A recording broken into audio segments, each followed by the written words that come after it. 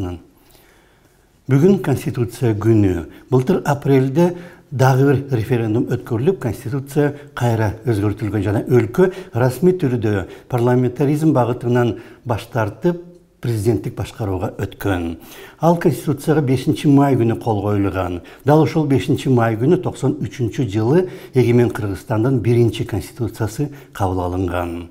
Ал биринчи конституцияны Кыргызстанга СССР Илимдер академиясынын мүчө корреспонденти Сергей Алексеев жазып берген. Кийин ага Орусиянын мурдагы укук министри Николай Федоров кошумча киргизген. Кээ бир кыргыз билармандары ага анча-мынча каршы пикир айтканда, Алексеев аларга баары бир өзүңөр мындан жакшы конституция жаза албайсыңар деп жооп берген дешет. Ошол биринчи конституцияны азыр калыбына келтирүү боюнча кыймылдар да бар Кыргызстанга. Бирок негизги маселе кандай конституция, кандай мыйзам кабыл алынып ишке кирсе дагы бийлик баары бир билгенин кылат. Кайсы бир мыйзам өтө эле жолтоо болсо, аны жөн гана өзгөртүп салат.